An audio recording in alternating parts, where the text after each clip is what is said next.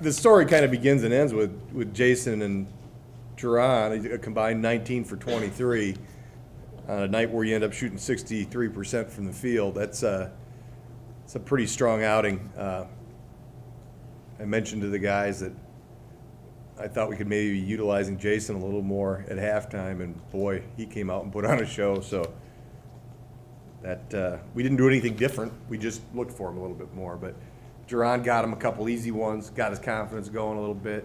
And when Jason has a run like that, this team responds. They just really do. That's the way they are. And he was pretty special for a freshman. Hell, he was pretty special for a senior tonight.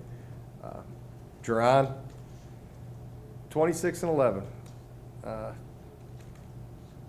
Heard some comments he didn't like. Responded. So that's Jerron for you. He's a warrior. Questions? What did you think of the comments? I don't get wrapped up in that stuff. I really don't. I pass along information selectively. I think Jerron can score about as much as he wants any night of the week, and I think he chooses to get his teammates involved. I think Jerron is one of the best point guards in the nation, period, any level. And I know this, you don't want to make him angry. Coach, how valuable is you just talked about he can score any day of the week, but how valuable is that desire to get his teammates involved?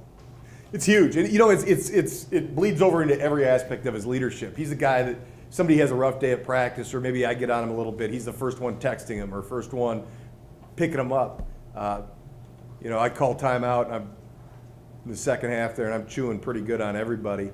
And he's the guy that picks the pieces up afterwards. Okay, guys, it'll be okay. He's the leader that every coach would want. I wouldn't suspect any coach in this league wouldn't want to have him. Any coach, coaching anywhere. Pick your school. What has that kind of presence done for you guys, especially since Tony was out, and that can be pretty draining?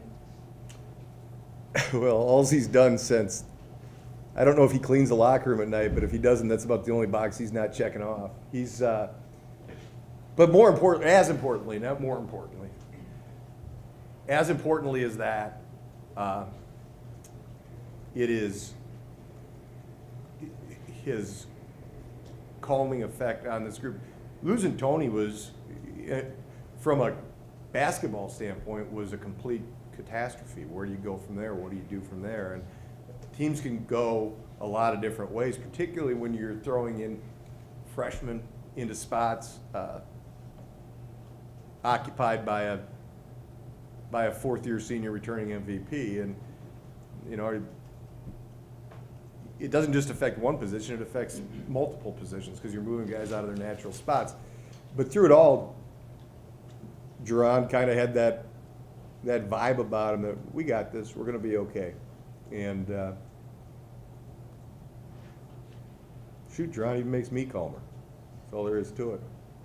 I hope I'm doing something for him because he's doing a lot for me right now. Yep.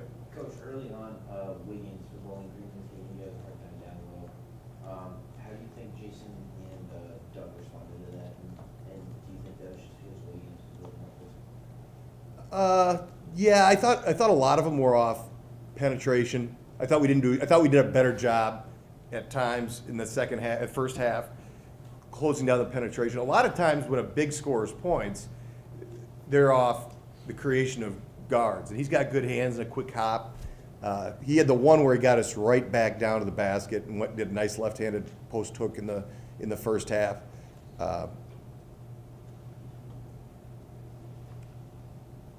He's a very talented player. So I thought the best thing I could say about both those guys is they just kept battling. But their best defense tonight, by far, was their off-the-ball defense, maybe giving us some of that defensive presence inside with alternate block shots. especially when they got going a little bit. Doug had one where you could see him just time the thing, go up and get it, but we haven't had as much of that since Tony went down, and I thought tonight was at least a glimpse of having a little more of that. Coach, your ability to get inside is very evident.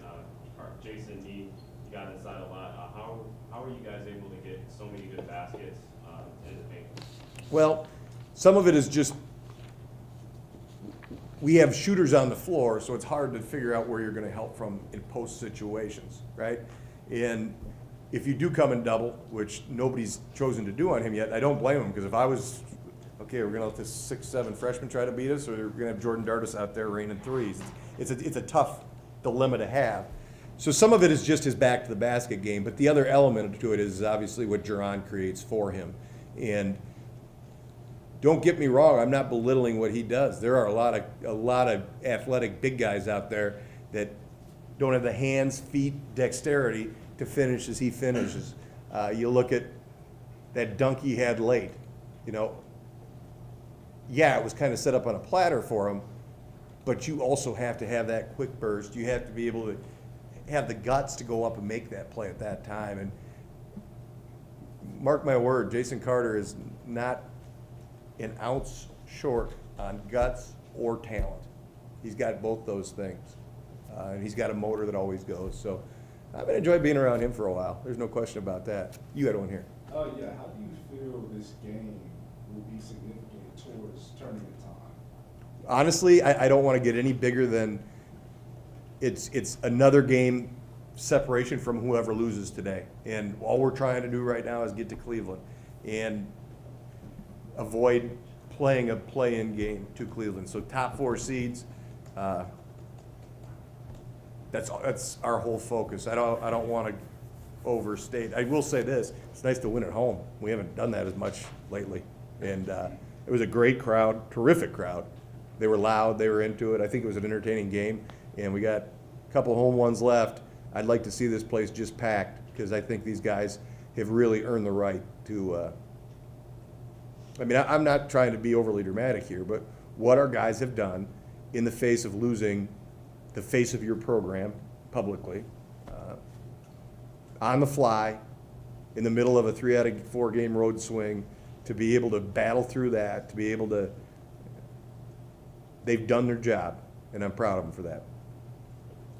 Coach, what was said about Jerron before this game that had him so teed up? Ask Jerron.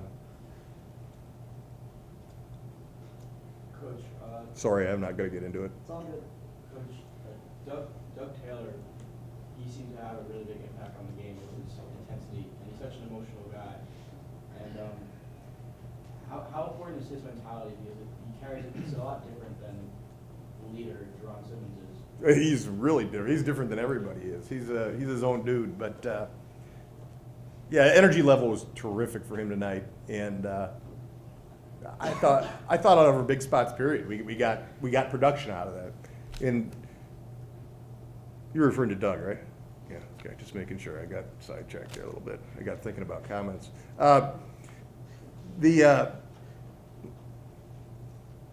His potential to impact the game in a way that is different than anyone else on the floor for us. He's going to grow and grow and grow. I don't know how or why. Somehow Jason was maybe a little more prepared to take this and run with it statistically, but make no mistake about it, without Doug Taylor right now, we are really, really in bad shape. And you see his passion in practice. You see the holes that he's punched in the basket stanchion. You see and it's a miracle that he's only gotten 1 tee. But somehow or another on the court, he usually channels it in a really, really positive way. He hasn't been playing basketball all that long now. He picked it up at about 8th grade, 9th grade. That's different. That's different. So he's still learning things. He's still a kid, and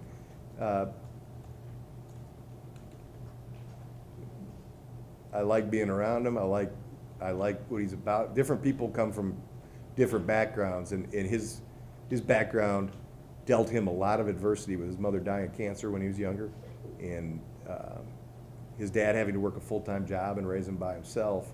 And meanwhile,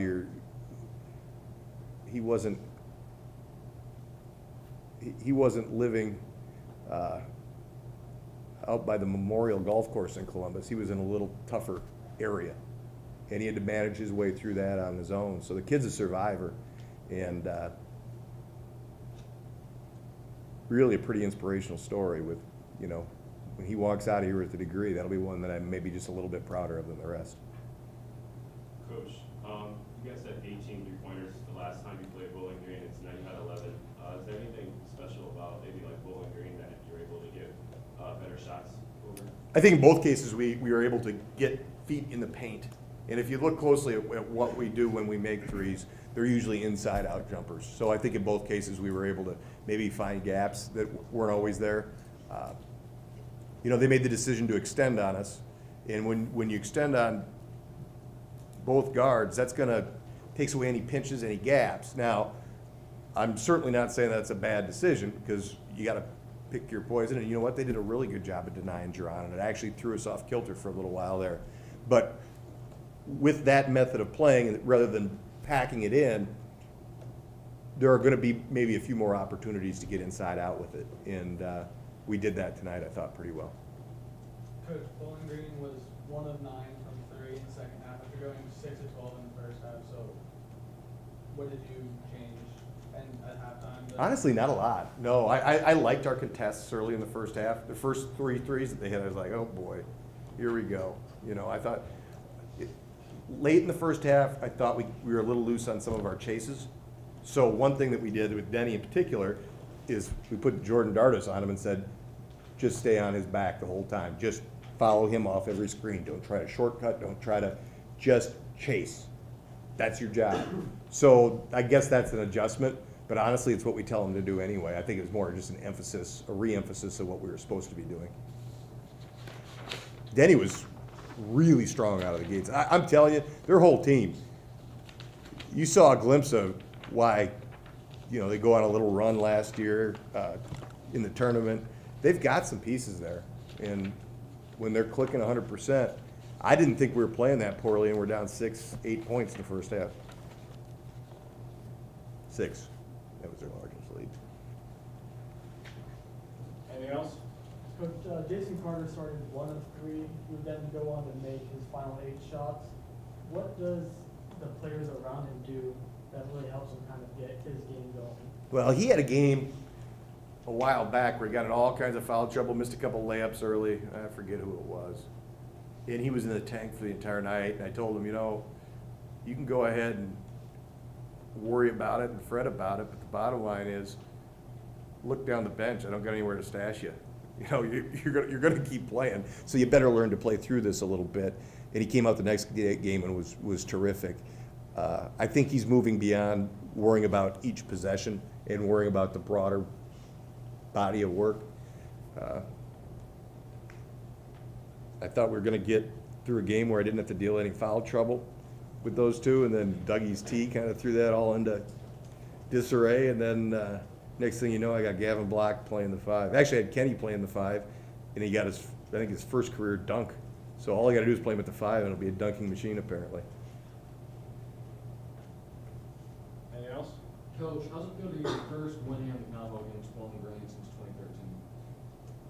Oh, don't put all that other history on me before me now. How long have I been here? What was my first year? This is your 3rd year. Okay, so, 3 in a row. You're 1 and 2 at home.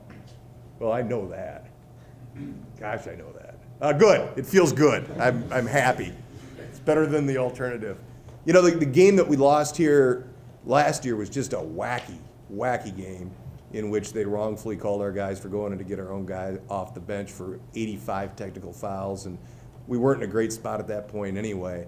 I think they probably would have got us if I'm being honest with myself, but I still didn't like the way that one ended, so that one's kind of sat in my stomach. The other thing is, in my opinion, I think this was our first true win over Bowling Green as a program, because the last one they were gutted with. They fought valiantly, but again, going out there with 6 scholarship guys, 5 scholarship guys, that's tough sledding.